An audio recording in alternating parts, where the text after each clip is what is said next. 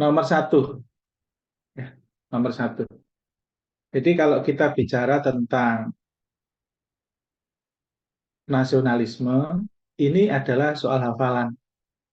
Nomor satu adalah soal hafalan. Cuman cara menghafalkannya, teman-teman harus cerdik ya, juga sebagai refleksi diri bahwa pengetahuan wawasan kebangsaan kita kurang.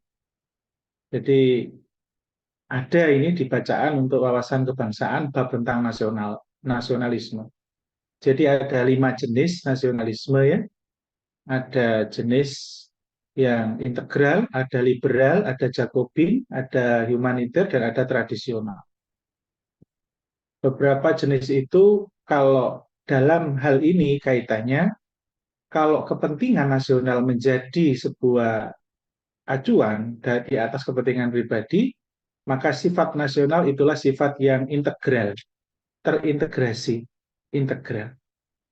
Kalau liberal ini cenderung dia masing-masing punya kebebasan. Jadi kebebasan individu yang menjadi dominan, kebebasan individu liberal, begitu. Kemudian untuk yang lain, ini ya teorinya bisa dibaca nanti.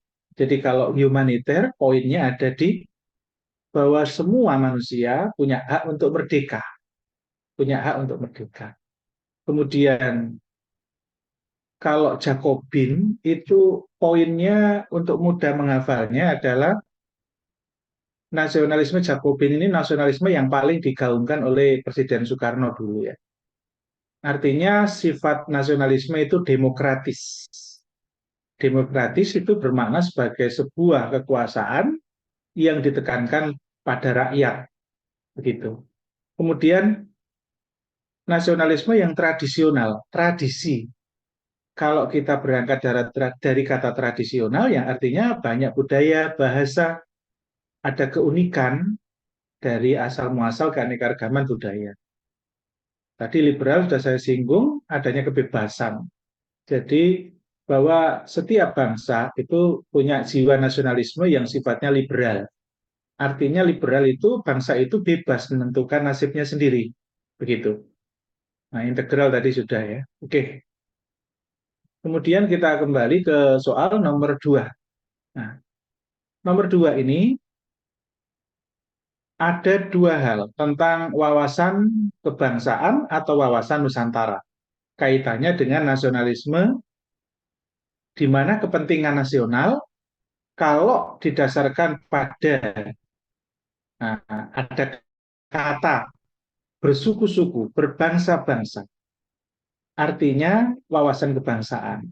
Jadi seseorang yang punya wawasan kebangsaan yang luas, artinya dia meyakini atau menyadari bahwa negara ini bersuku-suku, berbangsa-bangsa, beraneka ragam budaya. Begitu. Artinya kita harus punya wawasan secara nation atau wawasan kebangsaan. Apa beda mutlaknya dengan wawasan Nusantara? Poinnya kalau wawasan Nusantara itu artinya sesuatu cara pandang ketika mengkaitkan antara uh, bagian dari semua wilayah Indonesia. Jadi hubungan antar pulau yang terkoneksi dengan suatu sistem, mungkin sistem ekonomi dan lain-lain, itulah yang namanya cara pandang terhadap wawasan Nusantara. Jadi ciri khas dari pengertian wawasan Nusantara itu kalau ada narasi soal yang melibatkan kata pulau-pulau, begitu poinnya. Ya, sehingga di sini berbangsa-bangsa, bersuku-suku, artinya di sini adalah tujuan dari wawasan kebangsaan. Nomor 3. Kalau nomor 3 ini, itu sebetulnya bonus ya, karena ada kata kecuali. Jadi soal ketika ada kata kecuali, cara cepatnya sebelum ngecek detail semua yang panjang lebar banget itu, panjang banget itu uraiannya, maka langsung mana kalimat di opsi A, B, C, D, E yang tidak logis atau salah, begitu ya. Contohnya, kalau ini ya, sebagai warga negara yang cinta tanah air, dapat dibuktikan dengan cara apa? Mana yang sekiranya itu negatif. Nah, ini jelas ya. Namun tidak bersedia divaksin karena takut. Ini kan sudah kata negatif di sini. Jadi jelas ini nggak mungkin jawabannya. Begitu. Jadi tanpa melihat yang lain pun bisa. Tapi jangan terlalu berani melakukan itu. Tetap baca opsinya dengan cepat. Tetap baca opsinya dengan cepat. Ya, jangan mencari yang negatif langsung. Kecuali kalau feel kita sudah sangat sering latihan soal, maka memang begitu bisa. Nomor 4, nasionalisme sangat berpengaruh terhadap kehidupan bangsa. Oke, sekarang pertanyaannya yang bukan faktor perenggang nasionalisme. Nah, ini kita harus paham. Yang bukan faktor perenggang, kita harus paham makna dari lima-limanya ini. Kalau tidak paham, maka kita akan bingung mana itu. Ini sudah sering saya singgung, Calvinism. Ini jelas faktor perenggang. Karena ketika seseorang itu terlalu berlebihan terhadap cinta bangsanya, maka dia tidak akan menghargai bangsa lain. Bisa jadi warga negara yang dari bangsa lain yang bertempat tinggal jadi penduduk di bangsa Indonesia, dia akan benci atau dia sweeping. Artinya terlalu tinggi rasa cinta. Calvinism. Maka ini bukan jawaban. Karena yang bukan faktor perenggang. Artinya, yang bukan faktor perenggang itu yang tidak masalah. Ada itu tidak menjadi perenggang. Ada apa? Ada perbedaan budaya dan bahasa. Tidak ada masalah kalau beda budaya dan bahasa justru malah menyatukan kita dalam suasana apa keanekaragaman budaya. Jadi tidak ada masalah perbedaan budaya dan bahasa bukan sebagai faktor perenggang. Sehingga jawabannya E. Pasti muncul pertanyaan dalam benak pikiran teman-teman semua. Terus apa maksudnya majemuk, Pak? Bukannya masyarakat yang majemuk itu hal yang wajar, hal yang biasa. Memang faktanya begitu. Masa itu sebagai faktor perenggang? Nah, pertanyaannya di situ jatuhnya. Karena B jelas. Kalau B, primordialisme, ini hal yang negatif. Maka ini masuk dalam faktor perenggang. Arti dari primordialisme itu berasal dari kata dasar prima, primor. Itu kelompok terbanyak. Ketika ada faham dengan idealisme mengutamakan kelompoknya sendiri yang mayoritas, maka rasa seperti itu tidak baik. Itu akan memecah belah, perenggang nasionalisme. Begitu, fanatik berlebihan. Nah, konflik jelas ya. Jadi tinggal A, bagaimana kita memahami? Jadi masyarakat yang majemuk itu saat ini efeknya negatif. Masyarakat yang majemuk saat ini efeknya negatif. Kalau jenengan searching apa arti sebuah kelompok masyarakat majemuk, akan didapatkan bahwa kelompok masyarakat majemuk adalah suatu uh, negara yang di situ banyak sekali kelompok-kelompok yang dia merasa dia bisa berdiri sendiri, bisa berkelompok sendiri, majemuk. Jadi bukan hal yang positif. Artinya berarti itu menjadi faktor perenggan. Begitu ya? Oke, sekarang nomor 5. Nah, ini yang bukan komponen untuk membangun SDM agar memiliki integritas yang tinggi. Yang dimaksud integritas itu selain profesionalisme, itu juga terkait dengan apa namanya integriti atau moral, begitu. Artinya integritas itu ada di dalam profesionalisme juga.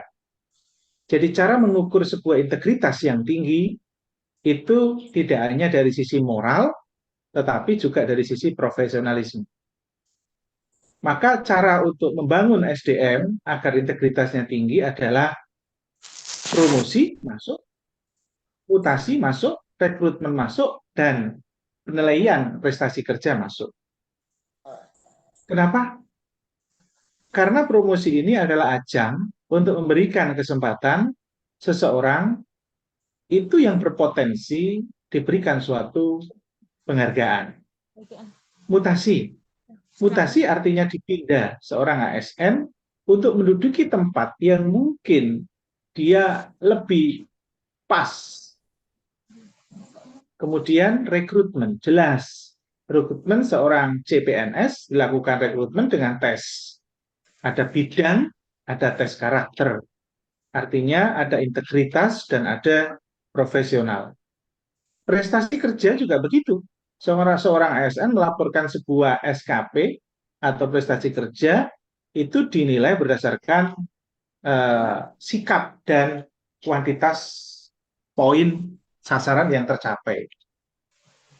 Tidak termasuk seminar. Jadi seminar ini hanya untuk mendukung kinerja saja. Jadi tidak seminar ini. Maka yang bukan komponen sumber daya yang meningkatkan integritas tinggi adalah seminar. D ya. Nomor 6. Nah, survei penilaian integritas, manfaat survei integritas pegawai. Jelas, kalau ini ada kaitannya dengan korupsi, ya berarti jawabannya korupsi, gitu aja. Jadi, cerdik kita dalam mengambil poin ya, cerdik kita. Jadi, pencegah atau tindakan pencegahan terhadap adanya tindakan korupsi. Nomor 7, nilai-nilai berikut yang termasuk nilai anti korupsi pada aspek etos kerja. Jadi aspek dalam nilai-nilai anti korupsi itu ada 3 ya, ada 3. 1, aspek inti. 2, aspek etos. 3, aspek terakhir, aspek sikap. Begitu. Intinya seseorang yang berintegritas, yang memahami betul sikap seorang yang anti korupsi adalah intinya dasar dari semua sifat yang terbaik adalah jujur, tanggung jawab, dan disiplin. Jadi, jujur, disiplin, dan tanggung jawab. Kemudian, jadi ini inti di sini. Etos artinya terkait dengan kerja. Kerja yang bagaimana? Nah, itu harus cerdik ya. Kerja yang bagaimana? Kerja keras, kerja mandiri, sederhana. Begitu ya. Jadi poinnya di sini hafalannya. Sehingga jawabannya.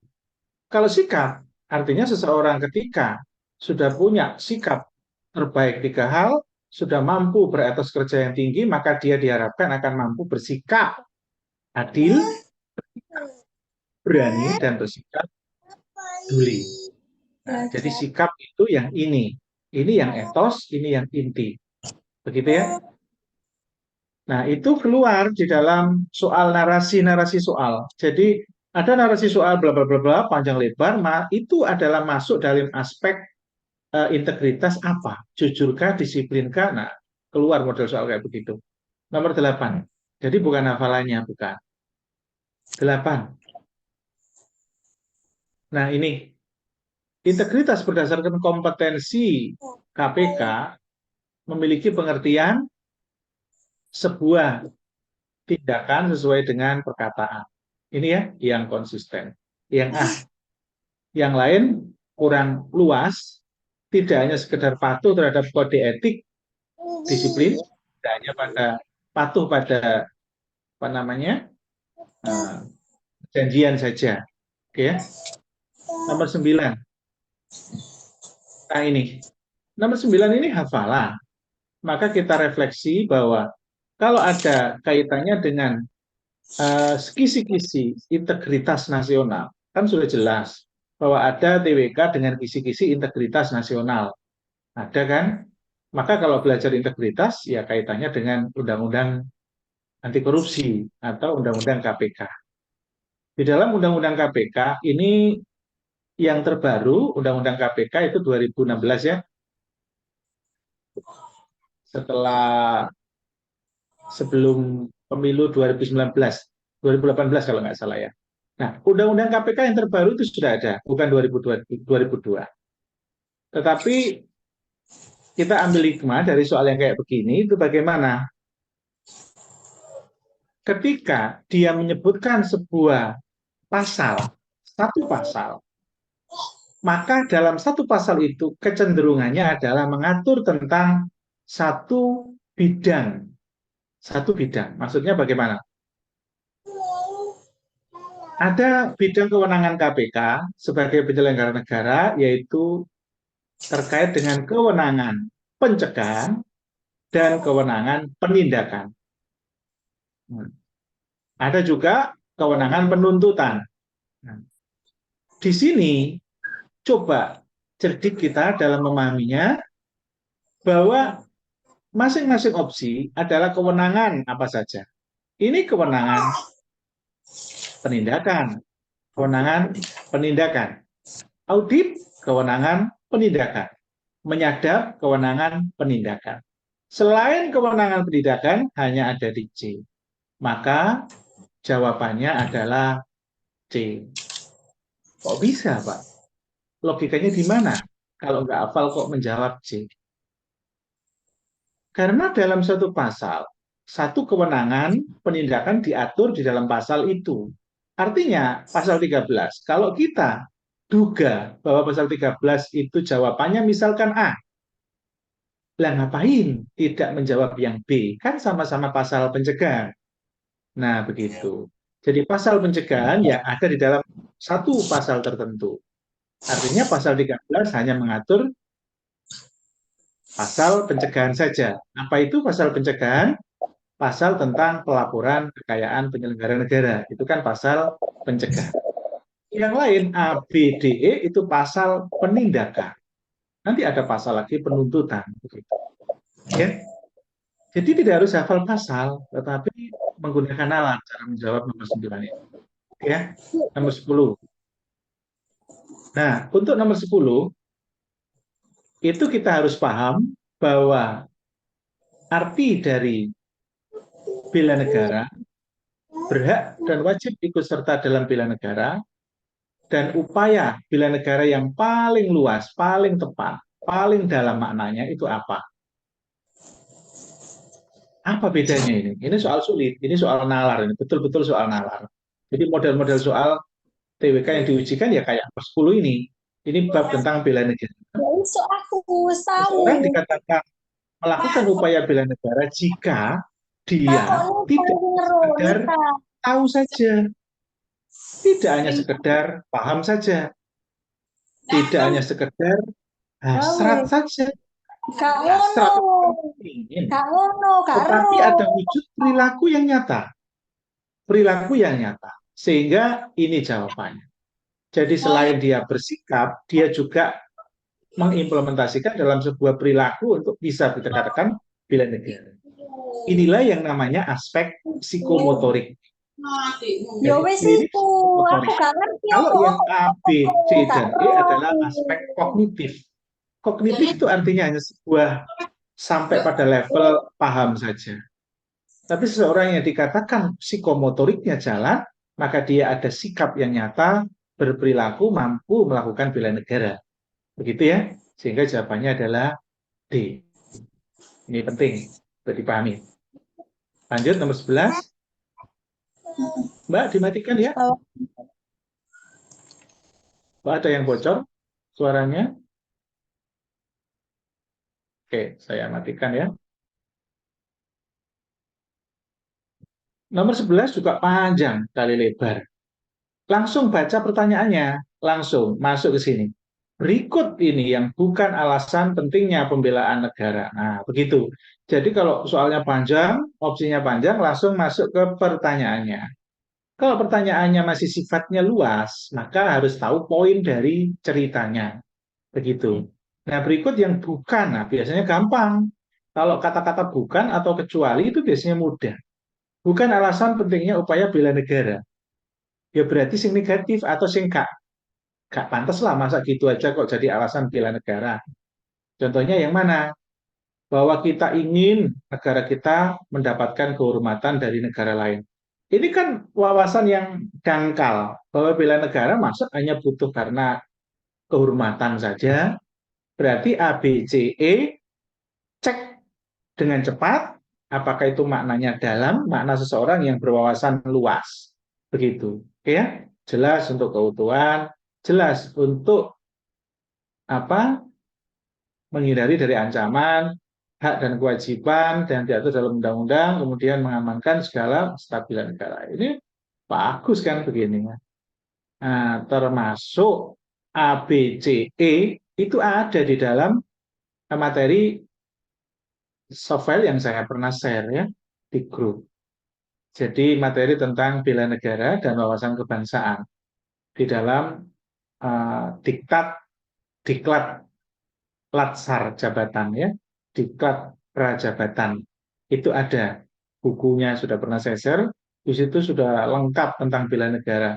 Artinya pengertian-pengertian itu sebetulnya pakem ya. Bela negara itu yang bagaimana, sikapnya bagaimana, ada semua bacaan. Kemudian nomor 12. Nomor 12, coba karena panjang, langsung aja menuju kalimat terakhir. Kalimat terakhir, itulah mengapa setiap masyarakat perlu mengetahui satu tujuan fungsi negara, terutama yang berkaitan untuk mewujudkan tujuan NKRI melindungi segenap bangsa.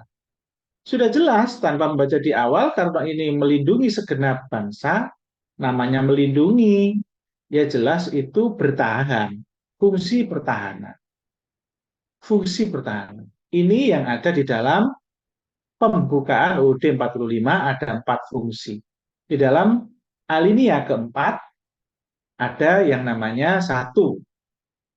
Ya, kalau panjangnya A. Kemudian daripada itu untuk membentuk suatu pemerintah negara Indonesia yang melindungi segenap bangsa. 1. Mencerdaskan kehidupan bangsa, ikut melaksanakan ketertiban dunia. Nah, ada beberapa fungsi begitu. Itu adalah fungsi pertahanan, melindungi segenap bangsa. Kalau kesejahteraan kemakmuran ini fungsi ekonomi, begitu. Fungsi ketertiban dunia tadi. Jadi ada beberapa tujuan bernegara di dalam alinea keempat pembukaan UUD 45. Makanya saya pernah berpesan pembukaan UUD 45 harus hafal.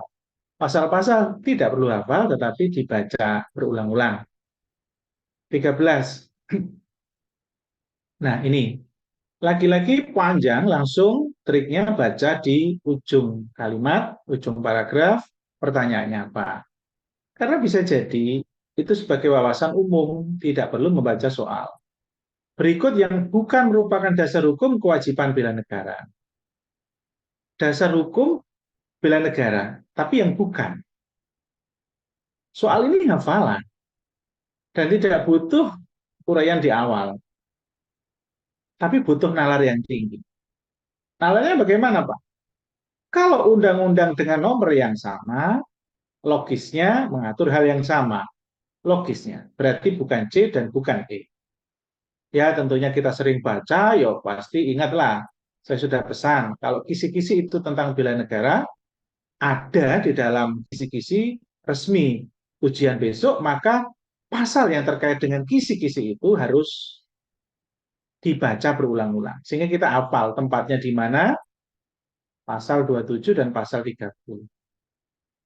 Jadi itu tentang bela negara. Maka yang bukan adalah D, Undang-Undang nomor 20. Nah, karena Undang-Undang bela negara ya Undang-Undang nomor 3. Begitu. Logisnya, kalau C dan E tidak mungkin salah satu karena sama undang-undangnya, ya maka logikanya selain nomor 3. Ya, begitu. Tanpa hafalan, tanpa hafal, harusnya menduganya itu tepat. Atau ngawur aja kalau nggak B ya D. Nah itu kan D. Nggak boleh juga ya. Penyamaan jawaban. Kalau pepet nggak bisa dinalar. Karena sering B dan D. Oke, sekarang nomor 14. Nah ini, ancaman yang bersifat non-tradisional kecuali. Kita harus tahu yang dimaksud non-tradisional. Non-tradisional. Berarti harus tahu tradisional. Kalau tradisional itu ancaman yang biasa terjadi. Yang ancaman yang biasa terjadi jelas, perang, bom, spionase, agresi. Itu adalah ancaman yang sifatnya tradisional. Itu yang dimaksud tradisional kebiasaan ya. Kebiasaannya kalau ancaman yang nyata ya ngebom, agresi, blokade, ini spionase. Nah, pertanyaannya ini yang bukan ya, yang pelakunya bukan negara. Bukan negara alias ancamannya bukan tradisi. Tetapi dibalik mana kecuali. Nah, bulat soalnya. Ini soal yang membingungkan. Sudah disuruh mencari yang non tradisi, tetapi kecuali. Berarti mencari yang tradisi. Nah, kan begitu. Berarti mana yang tradisi? Jelas. Bombardemen dan spionase. Ini jawabannya A. Terus B, kenapa Pak? Kok itu termasuk kategori non-tradisional? Iya, karena penyelundupan narkotika ini serangan dari luar, tetapi tidak secara langsung. Itulah yang dimaksud serangan yang tidak nyata atau non-tradisi. Nah, begitu ya. Termasuk C, blokade dan penangkapan ikan. Ini mengancam keutuhan negara, tetapi tidak secara langsung. Yang D, agresi, oke memang masuk dalam kategori jawaban alias non-tradisi tapi kecuali. Tetapi yang ini perdagangan obat terlarang tidak masuk kategori non-tradisi. Tidak masuk kategori tradisi. Bingung ya? Saya juga bingung. Sudah. Begini aja gampangannya. Soal ini adalah disuruh mencari yang tradisional. Intinya begitu. Disuruh yang mencari tradisional. Begitu ya? Artinya yang biasa terjadi. Ya. Karena di sini disuruh mencari tradisional. Jadi karena kecuali inilah, kecuali. Gitu ya. Jadi kalau pelaku yang bukan negara, itu siapa saja yang bukan negara, artinya non-tradisi, berarti kecuali. Artinya kalau kecuali berarti mencari yang pelaku yang negara, gitu loh. Atau ancaman yang tradisional, berarti spionase dan bombardemen. Begitu.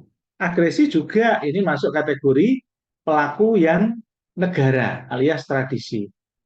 Tetapi yang ini tidak, sehingga bukan D jawabannya. Karena salah satunya tidak termasuk jawaban. Gitu ya. Kemudian paham maksud saya? 15. Nah, ini keluar juga soal kayak begini ya. Nilai-nilai integritas. Ini masuk bab integritas. Ada nilai sosial, ada nilai eh, apa namanya? Moral. Ada nilai sosial dan ada nilai moral. Nilai sosial adalah nilai yang melibatkan masyarakat lain. Kalau nilai moral adalah nilai yang masuk di dalam pribadi masing-masing. Nilai moral ada banyak, itu ada 12 nilai. Nilai sosial itu kita akan dihadapkan pada pernyataan yang mana. Mana? Nah, triknya. Mana kalimat yang itu maknanya adalah nilai sosial, nilai yang gak pantas atau pantas dilihat orang atau tidak. Nah, itu maksudnya ya. Kita cek ini. Pertama, Pak Ahmad seorang guru mengajar setiap hari. Ini bukan nilai sosial karena pribadi dia. Nilai disiplin nih mengajar, nilai profesional. Karena sedang banyak pekerjaan harus diselesaikan, Pak Ahmad sering pulang sore karena harus lembur menyelesaikan pekerjaan. Masih nilai pribadi, nilai moral dia. Belum masuk nilai sosial. Itu maksud saya. Pada suatu hari ketika Pak Ahmad pulang ke rumah, istri Pak Ahmad mengeluh meminta uang. Senang mengeluh. Nilai moral itu masih karena tidak terkait dengan hubungan kemasyarakatan. Lanjut, istri Pak Ahmad juga bilang kalau gaji bulanan yang diberikan istrinya tidak cukup.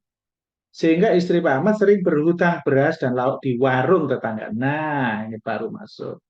Begitu ya. Sehingga jawabannya ada di ujung dari paragraf itu. Maka jawabannya yang mana? Antara D atau E? Ya jelas ya, tadi saya ngomong warung tetangga berarti hutang di warung tetangga. Maka D. Sulit soal kayak begini kalau tidak pernah belajar. Jadi apakah ini tanpa belajar bisa nebak? Tidak bisa. Harus punya dasar bahwa tahu apa itu makna nilai sosial dan apa makna nilai moral. Kemudian dikelontoki lagi nilai moral itu disiplin maksudnya apa sih triknya? Ada kata kunci apa itu kategori disiplin? Oh, bedanya disiplin dengan berani. Nah, kadang mirip antara disiplin dan berani. Begitu. Nah, itu perlu didalami ke depan untuk pendalaman tentang nilai-nilai integritas. Lanjut 16. Nah, ini jelas keluar soal-soal kayak begini. TWK bahasa negara ya. Salah satunya adalah mencari ide pokok.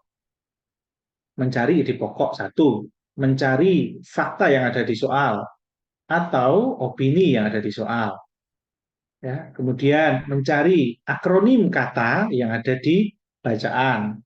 Atau mencari sinonimnya. Atau mencari antonimnya. Begitu. Atau mencari padanan kata di dalam wacana. Kenapa kok ngomong dalam wacana terus? Karena soal yang identik dengan hafalan, kalau dimunculkan hafalan itu gak pantas di dalam tes SKD ini. Artinya kalau kita nggak hafal, makna dari akronim kata itu, kita bisa gunakan nalar dengan cara mengkontekkan kalimat di depan dan di belakang kata yang diinginkan. Sehingga kita bisa nyambung-nyambungkan. Itulah namanya tes penalaran, penalaran verbal. Ya ini. Oke, kita masuk ke pertanyaan. Jadi tidak perlu dibaca dulu, langsung pertanyaan dulu triknya. Pertanyaannya apa? Yang terkait dengan bacaan itu, baca maksimal 2 soal. Karena membaca 2 soal, kita bisa membayangkan apa yang ingin ditanyakan. Begitu. Ide pokok. Langsung petelengi opsi A, B, C, D dengan cepat. Moratorium, efek kejut, moratorium, tata kelola, mengatasi kerusakan. Ingat-ingat, masukkan di sini. Oke, langsung 17, baca singkat. Hal yang dapat disimpulkan dari bacaan. Yang disimpulkan, oke. Nah, kalau panjang nggak perlu. Oke. Berarti langsung naik ke atas. Oh, berarti mencari ide pokok dan kesimpulan. Kan begitu, baru dibaca. Kalau dibaca dulu, terus baru membaca soal, kemudian pertanyaannya soal itu nggak terkait dengan ide pokok, bisa jadi kan ternyata soalnya itu gampang. Contoh soal gampang apa? Soal yang menyebutkan sebuah kalimat saja di dalam paragraf-paragraf tersebut yang banyak, makna dari kalimat itu apa? Berarti mencari sebuah analisa terhadap satu kalimat saja. Itu tidak perlu untuk melihat semua. Termasuk juga misalkan ada pertanyaan begini, yang bukan termasuk bagian dari isi dari ketiga paragraf tersebut apa? Maka kalau Anda baca soal dulu baru baca soal kayak begitu, kalau baca wacana dulu baru baca soal kayak gitu, maka akan mengulang baca lagi. Iya, karena setiap opsi pasti akan diulang baca lagi kalau nyocokkan mana yang tidak ada di dalam bacaan. Begitu. Padahal harusnya tidak perlu dibaca total kalau model soal kayak begitu. Yang bukan termasuk bagian dari isi paragraf, maka cek. Kata kunci dari opsi A itu apa? Langsung masuk ke paragraf berapa, mata kita langsung scanning. Scanning itu tidak perlu baca. Langsung mata kita scanning, di-scan. Ah, itu katanya. Kata itu langsung dicek kalimat itu, depan dan belakangnya. Cocok nggak dengan opsi itu bahwa itu ada di dalam itu atau bertentangan? Itu yang saya maksud. Begitu. Jadi ini konsep-konsep konsep yang untuk mempercepat panjenengan semua untuk melatih. Tetapi tidak akan berefek konsep yang saya berikan ketika tidak dilatih. Nggak berefek, percuma. Begitu ya. Jadi kuncinya kalau ingin menguasai tentang bacaan, apapun itu pertanyaannya, maka Anda yang paling penting adalah mampu membaca dengan fokus, menyimpulkan jalan cerita singkat. Intinya itu, kalau kita bisa menyimpulkan dengan cerita singkat apa yang kita baca, maka di situ kita akan mudah untuk menjawab soal ketika ujian bacaan. Dan kuncinya, kalau ingin bisa memahami cerita yang kita baca, kuncinya dua hal. Apa yang dijelaskan dan apa saja kalimat yang menjelaskan. Itu kuncinya. Ketika kita tahu mana yang dijelaskan, maka itulah ide pokok. Kalau mana yang menjelaskan tidak merupakan ide pokok. Itu poinnya di situ. Nah, sekarang ide pokok. Nah, seringkali ide pokok ada di kalimat awal.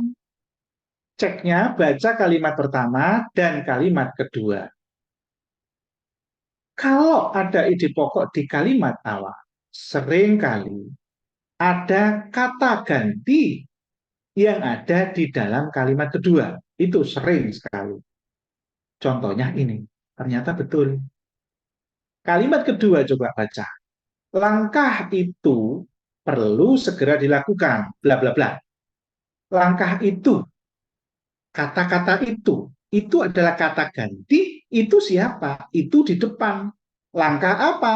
Langkah mengelola sumber daya alam melalui moratorium izin ikan. Maka pasti ide pokoknya adalah tentang bagaimana memperbaiki tata kelola sumber daya alam melalui moratorium izin. Udah itu langsung seret di bawah. Red, nah, D, tata kelola yang perlu diperbaiki. Sudah, ada poin kata kunci perbaikan. Apa yang diperbaiki? Tata kelola SDM, sumber daya alam. Begitu. Kemudian, hal yang dapat disimpulkan dari bacaan di atas. Sama. Kalau kesimpulan itu bagian dari judul, kesimpulan bagian dari ide pokok. Sama. Jadi kesimpulan juga ide pokok. Kalau tahu ide pokok, maka tahu kesimpulan. Terkait masalah D, pasti harus dicari mana yang mirip dengan D. Nah, perbaikan tata kelola melalui moratorium perikanan. Jeret. Sudah, yang lain tidak ada perbaikan, perlu diperbaiki. Tidak ada. Yang lengkap ada tata kelola sumber daya alam. Begitu. Jadi identik. Ya. Kemudian 18. Yang bukan termasuk fakta dari bacaan 3 paragraf panjang tersebut. Waduh, bingung kalau nggak tahu triknya. Maka dari itu, kata siapa TWK tidak perlu belajar. Itu salah. Makanya nilainya mayoritas Indonesia nilai jeblok. Di bawah 80 rata-rata. Padahal nilai maksimal bisa 150. Kalau kita bisa 90 ke atas, itu sudah superior. Memang faktanya mayoritas di bawah 80. Begitu ya. Rata-rata 65, 70, nyaris tidak passing grade. 18. Termasuk ini. Yang bukan fakta. Berarti kita harus tahu apa sih trik untuk memahami kata sebuah fakta. Fakta adalah sesuatu yang sudah terjadi. Fakta adalah bukan merupakan opini, bukan merupakan dugaan. Begitu. Artinya, ini pertanyaannya yang bukan fakta. Berarti disuruh mencari opini. Ada dua hal opini. Triknya. Opini adalah sesuatu yang jangka panjang. Belum terjadi. Satu. Yang kedua, kadang-kadang di dalam bacaan opini itu dikasih trik tanda petik. Jadi ada tanda petik itu adalah opini. Kenapa kok ada opini yang dikasih tanda petik? Karena si penulis ingin memberikan pesan bahwa opini ini dikasih poin untuk ditekankan. Begitu ya, opini. Nah, coba cek apakah ada dari A sampai E, apakah ada yang merupakan suatu dugaan ke depan atau asumsi ke depan.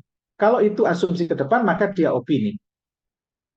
Cek mana kalimat A sampai E yang ada tanda petiknya. Begitu. Tetapi kalau saya tidak perlu mengecek bacaan. Saya langsung opsinya saya cek satu-satu. Ayo, maksudnya bagaimana maksud saya? Menteri Kelautan, sementara itu tangkapan berakhir tanggal ini. Moratorium merupakan kesempatan pemerintah mengatasi kerusakan hutan. Moratorium perizinan masih terjadi tumpang tindih. masih terjadi, sudah terjadi. Berarti rembutan belum dilakukan efektif. Fakta. Begitu ya. Kan identik dengan kejadian, identik dengan kejadian. Apalagi ini identik dengan data. Berarti CDE nggak mungkin. Maka kita hanya ngecek A dan B. Bisa seperti itu. Bisa seperti itu. Maka A dan B tinggal dicek saja. Apakah tapi B sudah jelas, moratorium merupakan kesempatan pemerintah mengatasi kerusakan hutan dan meningkatkan citra pemerintah. Itu kan belum terjadi. Karena moratorium merupakan kesempatan pemerintah. Kan belum terjadi. Kalau yang A jelas menyebut waktu. Apa yang menyebut waktu? Menghentikan sementara izin tangkap berakhir April. Sudah memberikan data bahwa izin penangkapan itu terakhir April. Ada data di sana. Maka tidak perlu ngecek, pasti ini. Kita cek buktinya. Coba, moratorium merupakan kesempatan. Cek. Nah, ini.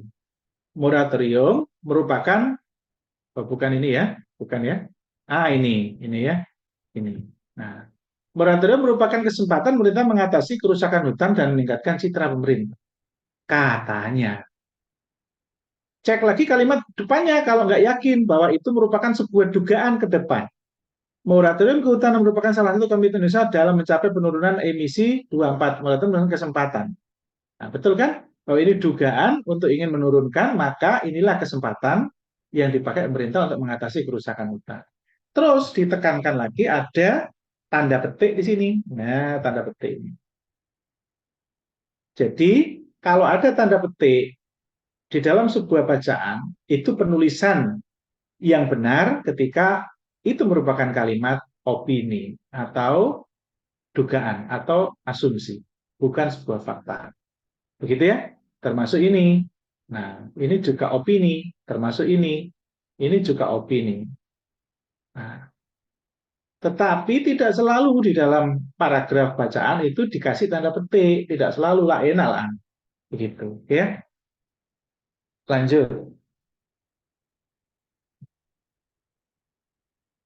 Nah, sekarang nomor 19. Nah, ini sulit soal-soal kayak begini. Pernyataan bahwa ini yang tidak sesuai dengan bacaan. Nah, karena kita ngecek satu-satu. Biasanya tidak perlu ngecek satu-satu dengan trik apa? Lakukan cek opsi A, B, C, D, E yang tidak logis atau menyalahi sesuatu yang ilmiah. Ya jelas ada di C. Ancaman global akan semakin parah jika hutan tropis dikelola dengan baik. Nggak logis kan tuh. Jadi pasti tidak sesuai dengan bacaan. Bacaan pasti informasinya adalah benar, informatif, dan ide. Isinya kan begitu. Sebuah bacaan dipaparkan. Nah ini jelek isinya, alias tidak logis. Masa ancaman global terjadi parah, kok hutan tropis dikelola dengan baik? Harusnya kan kebalikannya. Nah, berarti jawabannya pasti ini tidak ada dalam bacaan C. Begitu. Nah, kalau untuk meyakinkan, maka C cek kalimat itu di mana letaknya, di paragraf kedua, ketiga, atau ke satu, langsung menuju kalimat itu dengan scanning. Tidak usah dibaca pelan-pelan, detail, tidak, scanning langsung. Teknik baca scanning itu perlu dipakai untuk soal-soal kayak beginian. Kayak nomor 17, kayak nomor 18, kayak nomor 19 ya. Jadi scanning, artinya mata tinggal menggerakkan bola mata ke kanan ke kiri, tangkap itu kata, langsung pahami kalimat utuh. Begitu. Jadi jangan dibaca pelan-pelan satu persatu. Oke ya, biasakan. Kalau belum biasa memang kesannya sulit. 20. Istilah emisi sama artinya dengan, nah ini yang dimaksud soal keto aneh hafalan kata, tetapi ini kita bisa kontekkan dengan bacaan. Kalau tidak tahu artinya, maka depan dan belakang baca maknanya. Maka kita akan bisa menebak-nebak bahwa emisi adalah gas, gas buang, atau pancaran. Nah, bingung kan? Atau pencemaran? Bingung. Karena mirip ini antara A, B, atau E. Ayo, logikanya kalau tidak tahu hafalan kata, bagaimana ini menjawab? Emisi itu apa? banyak masyarakat awam yang menganggap bahwa emisi itu maknanya adalah gas buang. Wih, mobilnya ono emisi nih, Rek. Padahal bukan. KBBI mengatakan bahwa emisi adalah pancara. Ah, bukan gas buang. Logikanya, kalau Anda menjawab gas buang, ngapain tidak menjawab pencemaran? Makna gas buang kan sama saja dengan pencemaran. Logikanya di situ ya, kalau tidak tahu arti. Begitu ya. 21. Kalimat manakah yang tepat untuk kaidah bahasa Indonesia di bawah ini? Nah, yang mana ini yang dimaksud? Kata yang mana yang dimaksud di soal itu? Lah, kalau kita nggak sering latihan, kita nggak akan ketajaman dalam feeling, feeling apa namanya, nalar dalam insting dalam mencari kata yang dimaksud itu nggak akan cepat. Ketajaman nalarnya kurang kalau nggak sering latihan. Jadi kalimat mana yang paling tepat sesuai kaidah di sini? Oh iya ya, biasanya kalau urusan beginian itu kaitannya dengan imbuhan, partikel, kalimat majemuk atau setara, bertingkat atau setara. Kaitannya dengan itu. Kalau ada partikel, maka penulisan partikel yang benar bagaimana? Partikel lah, partikel pun. Maka cara menulisnya bagaimana? Termasuk ini, berarti ini kaitannya dengan imbuhan. Imbuhan ber, imbuhan di. Nah, ini maksudnya. Di kan. Apakah boleh menulis begitu? Membuat surat sakit ini. Mohon izin Bapak, saya tidak bisa masuk kerja dikarenakan sakit. Salah itu. Yang betul nggak pakai di dan kan. Karena gitu aja. Jadi Ina dimarahi ibunya karena bangun kesiangan. Begitu. Maka yang betul adalah B. Tidak perlu pakai di dan kan. Termasuk Ina dimarahi ibunya sehubungan dirinya bangun kesiangan. Sehubungan? Apa itu makna sehubungan? Karena sebab akibat itu ada dua kata, karena atau sebab. Gitu ya. Dimarahi ibunya disebabkan dirinya bangun. Sebab. Begitu ya. Gitu. Jadi yang betul adalah B. Nomor 22. Berikut yang termasuk kalimat efektif. Kalimat efektif itu yang paling mudah untuk teman-teman yang awam, yang tidak belajar tentang kalimat efektif. Lek kepepet itu baca kalimat itu logis enggak? Berlebihan enggak kata-katanya? Begitu. Kalau tidak pernah belajar tentang kalimat efektif ya. Kalau pernah belajar ya enak. Bahwa satu, kalimat efektif, ciri khasnya. Kata ganti, kata hubung, kata depan tidak boleh ditulis di awal kalimat. Contohnya adalah untuk. Nggak boleh untuk ditaruh di awal kalimat. Itu nggak efektif namanya. Para siswa yang mengikuti Dharma Wisata, ini untuknya nggak boleh di depan. Termasuk bagi, nggak boleh. Ini bagi juga kata hubung. Nggak boleh. Kata hubung nggak boleh ditaruh di depan. Maka A dan C salah. Kalau para itu bukan kata hubung. Para itu artinya banyak. Para siswa yang mengikuti, berarti B dan D di depan tidak ada masalah. Yang salah adalah ini. Masa diharapkan agar supaya? Agar ya agar saja, supaya ya supaya saja. Masa double? Kulino itu zaman biyen. Agar supaya, ketokane gagah ngono nek pidato. Agar supaya. Mohon maaf ya, agak menjiwai supaya gampang diingat omongan saya, ya. Agar ya agar saja. Begitu. Sehingga D juga salah. Salah, salah, dan salah. Maka tinggal B dan E. Ini juga agar supaya. Maka pasti jawabannya B. Begitu. Jadi siapa bilang TWK enggak pakai belajar? Salah, harus belajar. Harus.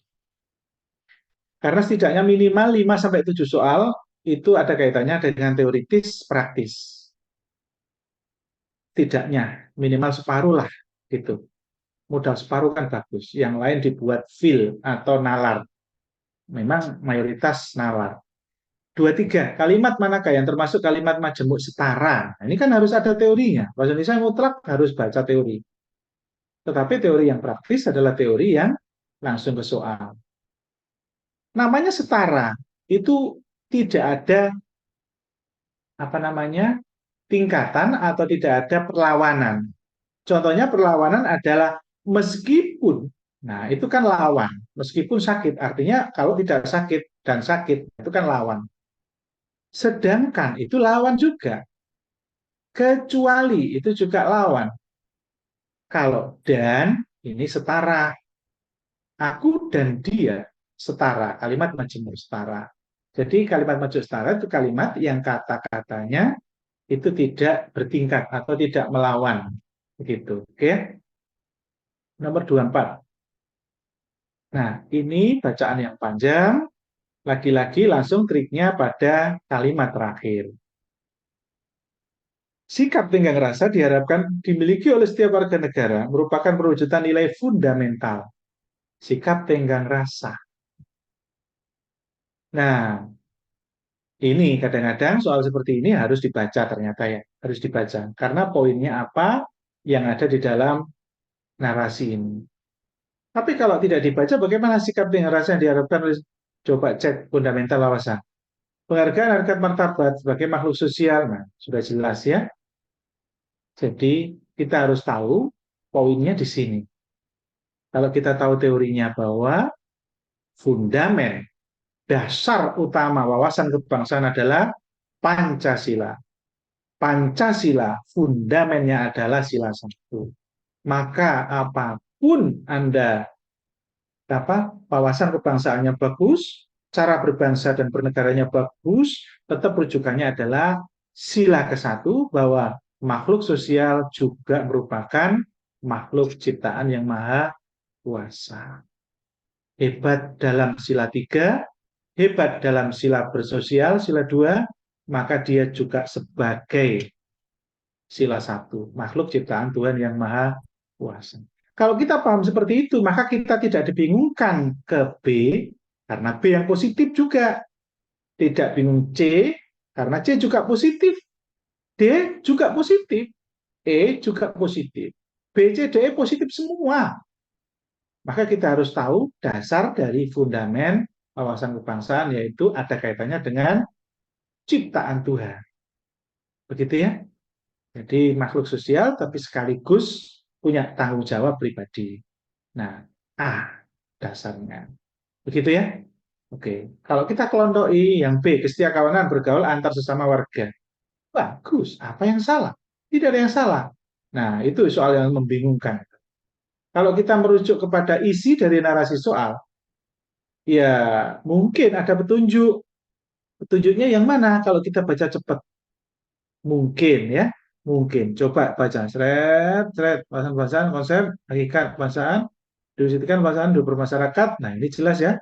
Ini kan artinya sebagai makhluk sosial, seret. Kemudian bertingkah laku, mewujudkan kesepakatan, berfalsafah, berencana, bertindak. Oke, kedaulatan, nilai dari persatuan, nah, sama-sama harmonis, melahirkan kehidupan yang harmonis, negara, nah, nggak ada ya. Susah soal seperti ini. Kalau kita hanya berdasarkan pada nalar isi dari narasi soal, akan susah, akan susah. Jadi nah, sebetulnya ada pesannya di sini sebetulnya, ada di pesannya di awal. Wawasan kebangsaan akan menyatu dalam pikiran, hati, dan tindakan. Nah, ini poinnya di situ. Gitu ya. Tetapi ini sulit kalau kita tidak tahu makna dari fundamental wawasan. Oke, nomor 25. Ya, tinggal sedikit lagi. Insya Allah 10 menit lagi selesai ya. Nah, panjang lagi. Nah, ini coba cek di bawah ini salah satu upaya mewujudkan wawasan Nusantara. Nah, ini poinnya. Kalau mau wawasan Nusantara artinya ada pulau-pulau. Kalau kaitannya ekonomi berarti masalah ekonomi yang koneksi hubungan ekonomi antar pulau-pulau. Sudah jelas? Maka jawabannya adalah ini. Tol laut, logistik ke seluruh daerah tersebar standar. Itu ya. Artinya ini ada kaitannya dengan konektivitas antar pulau. Gitu ya. Jadi soal ini nalar, nalar banget ini.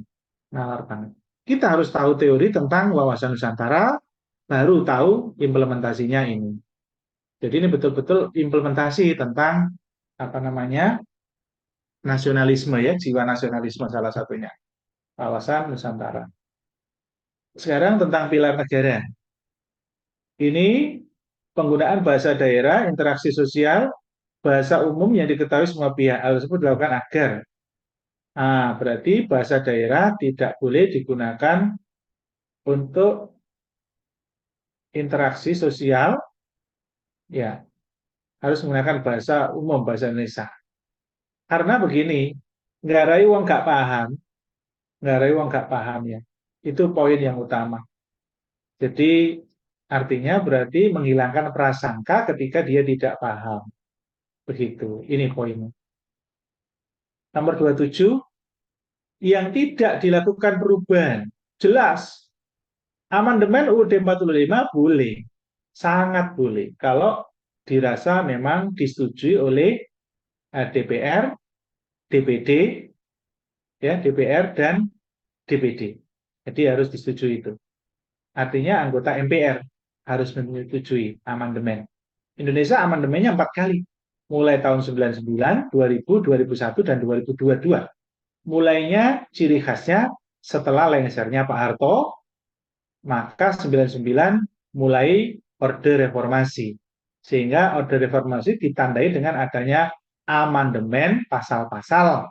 Pasal yang terkait adalah pasal tentang kejadian tahun 99. Apa itu? Dibungkamnya kebebasan berpendapat. Sehingga banyak pasal-pasal yang ditambahi yang terkait dengan hak asasi manusia, hak bersuara. Banyak. Pasal yang paling ditekankan di amandemen pertama. Amandemen kedua, amandemen ketiga beda lagi poin yang ditekankan. Baca, mana yang beda. Sehingga yang tidak dilakukan perubahan adalah jelas selamanya pembukaan tidak boleh diganti. Nah, kita harus tahu bahwa jumlah pasal tidak pernah berubah. Tidak boleh jumlah pasal di amandemen. Jumlahnya tidak boleh diubah. Itu ada di dalam pasal itu sendiri. Ada dalam aturan perundangan. Jadi perubahan pasal tidak boleh, tapi penambahan ayat boleh. Jadi total pasal masih tetap sesuai dengan Undang-Undang 45 sebelum di amandemen. Aturan tambahan dan aturan peralihan ini yang tidak ada ketika sudah di amandemen. Ya, karena sudah ada penjelas masing-masing pasal langsung, tidak ada di belakang. Gitu ya. Kalau hobi moco senang ero, lek gak tau moco iso cerita piye. 28. Musyawarah untuk memecahkan suatu masalah. Poinnya musyawarah. Dalam kehidupan berbangsa, bersuku-suku, bernegara. Musyawarah itu untuk memutuskan sesuatu. Memutuskan artinya berjanji memutuskan ini. Ini loh janjinya, ini tepati janji ini. Maka itu sebagai fungsi, sebagai perjanjian luhur bangsa. Cara memahaminya begitu. Jadi nalarnya di sana. Dapat poin kata. Kata musyawarah menghasilkan suatu kesepakatan, keputusan. Ketika ada kaitannya dengan keputusan, maka keputusan itu adalah merupakan suatu perjanjian. Nah, maka itu fungsi Pancasila sebagai implementasi perjanjian luhur bangsa. Begitu. Falsafah beda. Kalau falsafah, filsuf, artinya sesuatu yang diyakini kebenarannya. Maka kalau ada narasi soal yang ada isinya tentang bahwa Pancasila itu sudah diakui benar, walaupun di narasinya banyak perbedaan, ada pakar-pakar intelektual dari kampus kumpul untuk membahas lagi Pancasila. Tetapi pada poinnya Pancasila tidak bisa dirubah, walaupun banyaknya pertemuan pakar-pakar itu. Artinya bahwa itu maksud dari implementasi Pancasila sebagai falsafah bangsa. Kata kuncinya, kalau fungsi Pancasila sebagai falsafah adalah clue-nya ada kata yang memaknai pesan tersirat sebagai sebuah kebenaran yang hakiki, kebenaran yang mutlak tidak boleh diganti lagi Pancasila. Itu namanya falsafah. Begitu. Kalau sumber dari segala sumber hukum, biasanya ciri khas dari narasi soalnya adalah terkait dengan ada sebuah kebijakan yang bertentangan dengan perundangan di atasnya, sehingga kebijakan itu harus diganti dengan kebijakan yang baru. Maka itu adalah penerapan fungsi Pancasila sebagai sumber dari segala sumber hukum. Karena rujukan membuat perundangan harus naik ke atas. Ya, mulai dari UUD 45, turun. Di bawahnya adalah TAP MPR. Kemudian undang-undang, kemudian perpu, kemudian PP, kemudian Perpres, kemudian Permen, kemudian Perda, kemudian Perwali. Apakah tertinggi itu Pancasila? Bukan. Tertinggi adalah UUD 45. Pancasila bukan sumber perundangan, bukan. Pancasila itu sumber dari segala sumber hukum. Tetapi sumber perundangan kita itu mulai UUD sampai Kebal. Begitu ya? Itu harus paham. Nah, koreksi terhadap Pancasila pada masa pemerintahan Presiden Soekarno oleh rezim Orde Baru ditandai dengan. Jadi Orde Lama Pak Karno, Orde Baru Pak Harto, tanda Orde Baru itu mengoreksi apa? Ini yang sering digaungkan ini ya.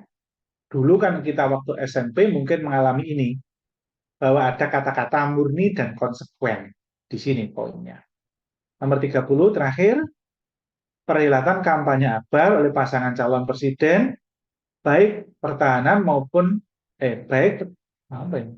Petahana ya, baik petahana maupun penantang harus dilakukan dengan menjunjung tinggi nilai Pancasila dengan cara, ya jelas ya, cari yang paling luas, menjaga ketertiban atas nama persatuan, bagus. Perasaan lawan ini sempit, makna sempit, melindungi tujuan bersama, mungkin menghindari kelompok kepentingan, sempit juga, menghargai semua kritik, sempit. Yang paling luas, ini semua ada di dalam A, keamanan atas nama persatuan. Oke, ini soal A, soal 30 adalah soal TWK rasa TKP.